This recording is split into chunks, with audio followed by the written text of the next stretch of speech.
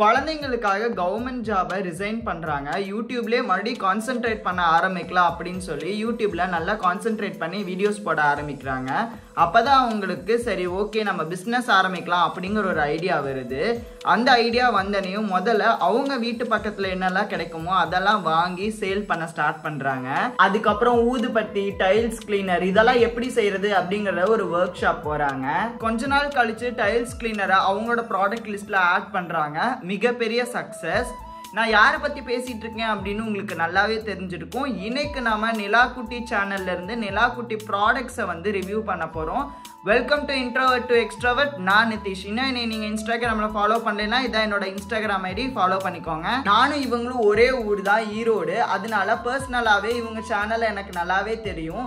அதுவும் இல்லாமல் நம்மளோட கேக்கடைஸ் ப்ராடக்ட்ஸை இவங்க சேனலில் ரிவ்யூக்கும் நம்ம அனுப்பியிருக்கோம். நான் பார்த்ததுல ஃபர்ஸ்ட் ஒரு சேனல் ப்ராடக்ட் ரிவ்யூக்கு அமௌண்ட்டே வாங்காமல் பண்ணி கொடுத்தது அப்படின்னா நிலாக்குட்டி சேனல் தான். இன்னைக்கு நாம நிலாக்குட்டி சேனல்னு அவங்களோட டைல்ஸ் கிளீனர் தான் ரிவ்யூ பண்ண போகிறோம். இவங்களோட நம்பர் என்கிட்ட ஏற்கனவே இருக்கனால நான் வாட்ஸ்அப்ல ஹாய் அப்படின்னு சொல்லி மெசேஜ் பண்ணேன். இவங்களோட ஆட்டோமேட்டட் மெசேஜ் ஒன்று வந்தது. அதுல இவங்களோட எல்லா ப்ராடக்ட்ஸுமே லிஸ்ட் ஆச்சு. அதுல எனக்கு டைல்ஸ் கிளீனர் வேணும் அப்படிங்கறக்காக நான் டைல்ஸ் கிளீனருக்கு பே பண்ணிட்டு இவங்களுக்கு திருப்பி மெசேஜ் பண்ணியிருந்தேன்.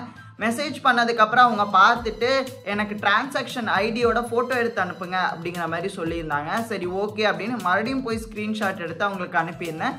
என்னோட ஆர்டர் கன்ஃபார்ம் ஆச்சு. நான் ஏப்ரல் 22 அன்னைக்கு என்னோட ஆர்டரை பிளேஸ் பண்ணேன். ரொம்ப ஆர்டர்ஸ் இருந்தனால உங்களோட ஆர்டர் கொஞ்சம் லேட்டாக தான் டெலிவரி ஆகும் அப்படின்னு சொல்லியிருந்தாங்க. நானும் சரி ஓகே அப்படின்னு சொல்லியிருந்தேன்.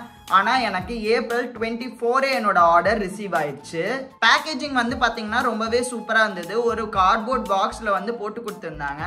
ஓப்பன் பண்ணனையும் டைல்ஸ் கிளீனர் இருந்தது. டைல்ஸ் கிளீனர் சுற்றியும் ஒரு ரேப் பண்ணியிருந்தாங்க. ஆனால் டைல்ஸ் கிளீனர் எனக்கு வந்து பார்த்தீங்கன்னா லீக் ஆகி தான் இருந்தது. சரி ஓகே அப்படின்னு பிளாஸ்டிக் கவரை ரிமூவ் பண்ணிட்டு அந்த பாட்டில் மூடி எடுத்து அது அப்படியே வந்துருச்சு. அது உடஞ்சு போய் தான் எனக்கு வந்திருந்தது. நீங்க டைல்ஸ் கிளீனரை ஓபன் பண்ணி அப்படியே யூஸ் பண்ண முடியாது. மேல பாத்தீங்கன்னா ஒரு ஹோல் போட்டுட்டு அதுக்கப்புறமேட்டு தான் யூஸ் பண்ண முடியும். இது வரைக்கும் நல்லா பாத்ரூம் கிளீன் பண்ணதே கிடையாது. அதனால இந்த பொறுப்பை எங்க அம்மா கிட்ட விட்டுட்டேன். இந்த டைல்ஸ் கிளீனரா பைப்லயும் யூஸ் பண்ணலாம் அப்படின்னு சொல்லியிருந்தாங்க. அதனால என்னோட பாத்ரூம்ல பைப்பு அதுக்கப்புறம் டைல்ஸ் எல்லாத்துலயுமே யூஸ் பண்ணலாம் அப்படின்னு பிஃபோர் வீடியோ ஒன்னு எடுத்து வச்சுக்கிட்டேன். எப்பயுமே ஒரு ப்ராடக்ட்டை நம்ம யூஸ் பண்றதுக்கும் நம்மளோட அம்மா யூஸ் பண்றதுக்கும் நிறைய டிஃபரன்ஸ் இருக்கு. அவங்க எப்பயுமே அந்த ப்ராடக்ட்டை ரொம்ப நாள் வச்சு யூஸ் பண்ணணும் அப்படின்னு சொல்லி நினைப்பாங்க. டைல்ஸ் கிளீனரை யூஸ் பண்றது ரொம்பவே ஈஸி தான். அதுக்கு பின்னாடியே எப்படி யூஸ் பண்ணணும் அப்படிங்கறத சொல்லியிருக்காங்க. First tiles கிளீனரை டைல்ஸ்ல ஊத்திக்கணும். ஊத்தினதுக்கு அப்புறமேட்டு ஒரு ஸ்க்ரப்பர் மாதிரி ஒரு விஷயம் இருக்கு. அதை வச்சு தேய்ச்சிக்கணும். தேய்ச்சி முடிச்சதுக்கு அப்புறமேட்டு ஈர துணியை வச்சு அதை வைப் பண்ணி எடுத்தீங்க அப்படின்னா அந்த ஒயிட் லேயரா இருக்கிறது எல்லாமே ரிமூவ் ஆயிரும் அப்படின்னு சொல்லி போட்டிருந்தது. நாங்களும் அதே ப்ரொசீஜரை தான் ஃபாலோ பண்ணோம். ஃபர்ஸ்ட் அந்த டைல்ஸ் கிளீனரை ஊத்திக்கிட்டோம். ஊத்தினதுக்கு அப்புறமேட்டு லைட்டா ஏதோ நொறைய வர மாதிரி இருந்தது. அதுக்கப்புறமேட்டு அந்த இதை வச்சு தேய்ச்சாங்க. தேய்ச்சதுக்கு அப்புறமேட்டு மறுபடியும் ஈர துணியை வச்சு ரப் பண்ணி பார்த்தோம். எங்களுக்கு அப்பயே அது வந்து போன மாதிரி ஒன்றும் தெரியல. அதனால இன்னொரு தடவை ட்ரை பண்ணி பார்த்தோம். அப்பயுமே அது போவே இல்லை. அது பைப்லயும் யூஸ் பண்ணலாம் அப்படின்னு சொல்லியிருந்தனால நாங்க பைப்லயும் அதே ப்ரொசீஜரை ஃபாலோ பண்ணி பார்த்தோம். ஆனா எங்களுக்கு பைப்லயுமே டைல்ஸ் கிளீனர் ஊத்தியும் அந்த ஒயிட் கலர்ல ஃபார்ம் ஆயிருக்க லேயர் சுத்தமா போகவே இல்லை. எங்க அம்மா அப்பதான் ஒரு விஷயம் சொன்னாங்க. ரொம்ப உப்பு படிஞ்சிருக்க ஏரியால இதை ஊத்துனாதான் மேல இருக்க லேயர் மட்டும் எல்லாமே கரைஞ்சு போகும் போல. இதுவே ஒரு ஸ்ட்ராங் லேயர் ஆஃப் உப்பு படிஞ்சிருக்க ஏரியால நம்ம யூஸ் பண்ணும் போது இது ரியாக்ட் ஆக மாட்டேங்குது அப்படின்னு சொன்னாங்க.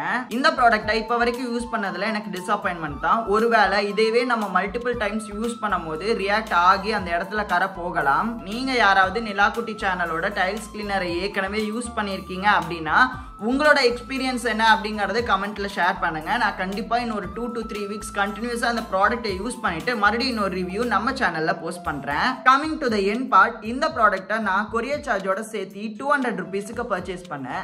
இந்த 200 rupeesக்கு இது வர்த்தா இல்லையா அப்படின்னு கேட்டா எனக்கு இன்னுமே ஆன்சர் தெரியல. எனக்கு இந்த ப்ராடக்ட் ஒர்க் ஆகாதனால இதை வர்ஸ்ட்னு நான் சொல்ல மாட்டேன். அதனால தான் உங்களோட எக்ஸ்பீரியன்ஸ் எப்படி இருக்கு அப்படிங்கறதையும் நான் கமெண்ட்ல ஷேர் பண்ண சொல்லியிருக்கேன். அடுத்த மண்டே 4 PM இதே மாதிரி ஒரு இன்ட்ரெஸ்டிங்கான ஒரு சேனல்ல இருந்து ஒரு இன்ட்ரெஸ்டிங்கான ப்ராடக்ட்டை பார்ப்போம். அது வரைக்கும் பை.